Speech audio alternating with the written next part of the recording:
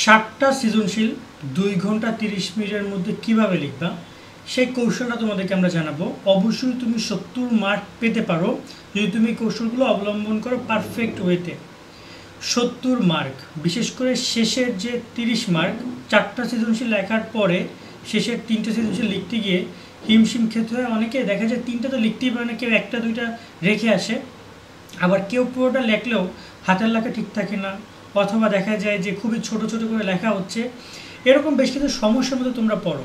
আমরা আজকে সব কিছু নিয়ে একদম টেকনিক্যালি আলোচনা করব যে 4টা প্রশ্নের যে একটা সৃজনশীল তৈরি হয়, ক জ্ঞানমূলক, খ অনুধাবনমূলক, গ প্রয়োগমূলক এবং ঘ উচ্চতর দক্ষতা, এই 4টা প্রশ্ন নিয়ে একটা সৃজনশীল।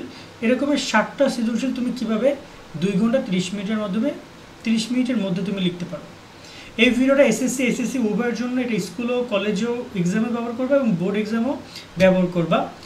স্কুল কলেজের এক্সামগুলোতে ব্যবহার করলে কী হবে, তোমার প্র্যাকটিসটা থাকবে এবং পরীক্ষার সময় সেটা মনে করে অ্যাপ্লাই করতে পারবা।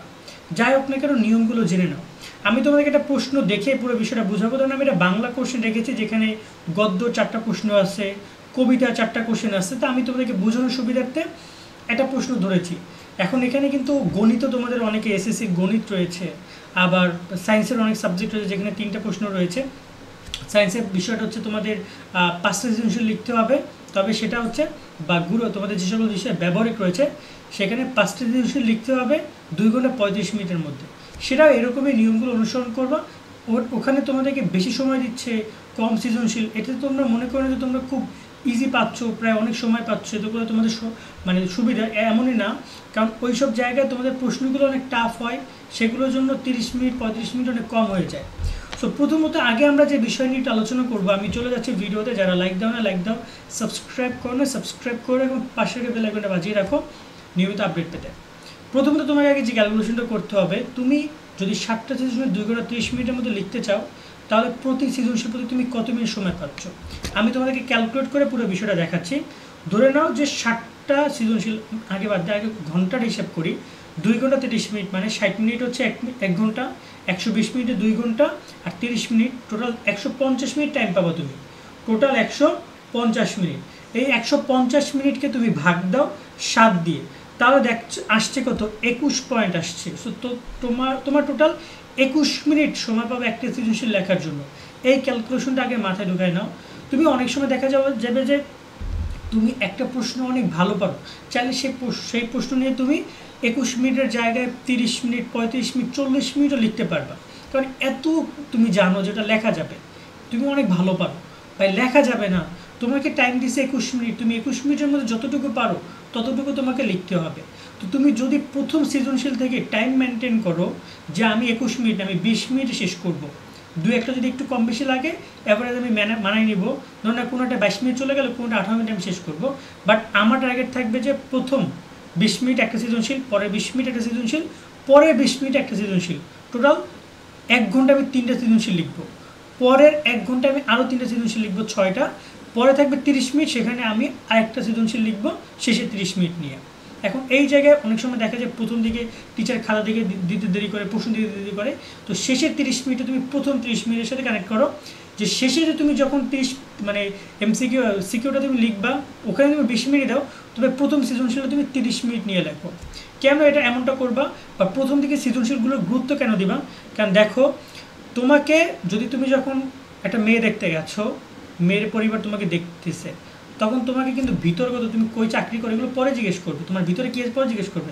আগে তোমার আউট অফ লুকটা দেখবে, তুমি কি পরে এসেছো, তোমার চুলধারি কাটা আছে কি না, তুমি কি শার্ট পরেছো বা তোমার ব্যবহার কিটা দেখবে তারা, যেটা দেখা যায়। সো এই খাতাও ঠিক এরকম, যে তুমি তোমার টিচারের কাছে খাতাটা উপস্থাপন করার ক্ষেত্রে প্রথম দিকে এমন সৃজনশীলগুলো রাখবা যেগুলো তুমি অনেক ভালো পারো এবং সুন্দর করে গুছিয়েও অ্যান্সার করেছো। সেই সৃজনশীলগুলো শিক্ষক অনেক ভালোভাবে ক্যাচ করবে এবং সে বিলিভ করতে শিখবে যে তুমি একজন ভালো স্টুডেন্ট এবং তুমি অনেকটা পড়াশোনা করেই পরীক্ষা কেন্দ্রে এসেছো। সো সে দেখা যায় পরবর্তীতে 2-একটা ভুল হলেও শিক্ষক তোমার প্রতি যেহেতু প্রথম দিক থেকে একটু মেধাবী একটা ফিল নিয়ে খাতাটা দেখছে, যে ছেলেটা ভালো লিখেছে, তোকে একটু মার্ক আমরা দিয়ে দেবো, ভুল হয়েছে মাফ করে দেয়, বা একটু কম মার্ক কাটবে তারা। তো এই জায়গায় প্রথম দিকে সবসময় একটু বেশি গুরুত্ব দিয়ে সুন্দর করে সৃজনশীলগুলো লিখবা। এই একটা ব্যাপারের প্রতি খেয়াল রাখবা। 2 নম্বর যে পয়েন্ট আসতেছে, সৃজনশীল কত লাইন কত পৃষ্ঠা লিখবা।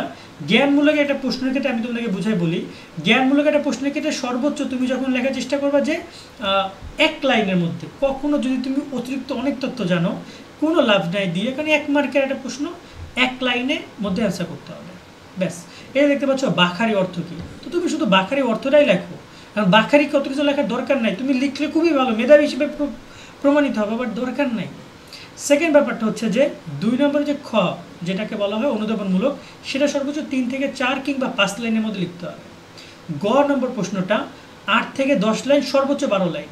ঘ নম্বর প্রশ্নটা 10 থেকে 12 লাইন, সর্বোচ্চ 15 লাইন পর্যন্ত লেখা যেতে পারে, এর বেশি লেখার কোনো দরকার নেই।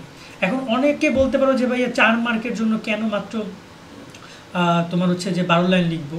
দেখো তোমার অ্যান্সারটা যদি এর থেকেও কমে হয়ে যায়, দেখা যায় যে তুমি অ্যান্সারটা 8 লাইনের মধ্যে দিতে পেরেছো, তাহলে তুমি 8 লাইন দাও, সমস্যা নাই। শিক্ষক তোমার অ্যান্সারটা ওইটুকুর মধ্যে পেয়েছে কিনা, তোমাকে একটা প্রশ্ন করেছে, যেমন উদ্দীপকের সাথে কপোতক্ষ নদ কবিতার মূল চেতনার প্রতিফলন ঘটেছে, উক্তির যত বিচয় করো। যদি তুমি এটা 8 লাইনের মধ্যে এক্সপ্লেন করতে পারো, দেন শিক্ষক মার্ক পুরোটাই দিবে তোমাকে। যত বেশি লিখবা তত বেশি মার্ক পাবা, এই রকম যে একটা মেন্টালিটি তোমাদের মধ্যে রয়েছে, সেটা আগে রিমুভ করা আমি তোমাদেরকে বলছি। এরপর একটা গুরুত্বপূর্ণ বিষয় আসছে যে শেষের দিকে হাতের লেখা খারাপ হয়। যদি তোমরা দ্রুত লিখতে চাও, শেষের দিকে হাতের লেখা খারাপ হবে, বাট যদি তুমি টাইম মেনটেনটা করো, যেটা আমি তোমাকে বলছিলাম, সেটা মেনটেন যদি করো, তো তোমার হাতের লেখা কখনোই খারাপ হবে না, অ্যাভারেজ হাতের লেখা থাকবে। প্রথম দিকে ভালো হবে, বাট শেষের দিকে খুবই খারাপ হবে না, কারণ তুমি জানো তোমার হাতে 20 মিনিট টাইম আছে, তো জলদি লেখা, দ্রুত লেখার কোনো দরকার নেই। তবে দেখা যায় অনেকক্ষণ লেখার পরে হাতের একটা মানে গতিবিধি পরিবর্তন হয়, সেটা সবারই হবে, এটা তোমার না, সবারই হয়। সো এখানে এটা খারাপ করার কিছু নয়, তবে অক্ষর যদি স্পষ্ট থাকে, শিক্ষক তুমি কি লিখেছো তা যদি সে পড়তে পারে, তুমি নিজেও পড়তে পারো এবং শিক্ষক যদি সেটা পড়তে পারে, অর্থাৎ অচেনাকেও যদি পড়তে পারে, তাহলে মনে করবা তুমি সেখানে মার্ক পাচ্ছ।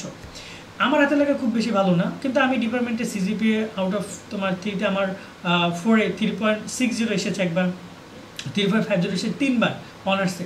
আমার হাতে লেখা খুবই খারাপ, আমার হাতে লেখা আমি মাঝে মাঝে বুঝতাম না, কিন্তু পরীক্ষা স্পষ্ট করে লেখাটা ইম্পর্টেন্ট। শিক্ষক পড়বে, সে তোমার হাতের লেখা হইলে খুবই ভালো, সুন্দর হাতের লেখা হইলে, বাট না হইলে এই বিষয়টার প্রতি বেশি মনোযোগী না দিয়ে তুমি তোমার অ্যান্সারটা লেখো।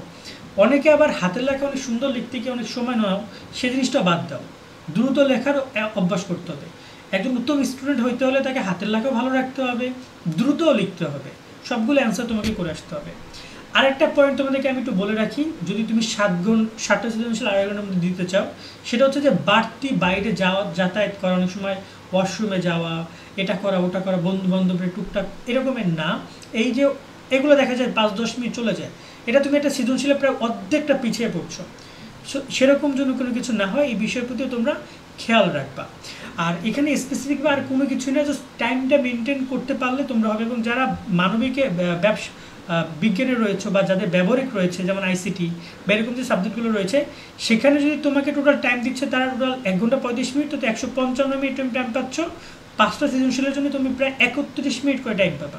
31 মিনিট খুব বেশি না, তোমাদের যে সৃজনশীলগুলো ওগুলো একটু সময় লাগবে। এক্ষেত্রে তোমরা এই 31 মিনিটের মধ্যে একটা সৃজনশীল লিখতে পারলে এভাবে 7টা লিখবা। মনে রাখবা, প্রথম 30 মিনিটে তুমি একটা সৃজনশীল লিখবা, পরে 20 মিনিটে একটা, 50 মিনিটে 2টা হইলো, পরের 20 মিনিটে একটা, 70 মিনিটে 3টা, পরের 20 মিনিটে একটা, 90 মিনিটে 4টা, পরের 20 মিনিটে একটা, মানে তোমার 5টা সৃজনশীল 110 মিনিটে। দেন এরকমভাবে তুমি 7টা সৃজনশীল লিখে ফেলবা। টাইমটা এভাবে 30-20-20-20-20 করে সাজাও। আজকের মতো আমরা ভিডিওটা এখানে শেষ করি, তোমাদের এই বিষয়গুলোর মাধ্যমে জানিয়ে। সকলে অবশ্যই ভালো থাকবা। আল্লাহ হাফেজ।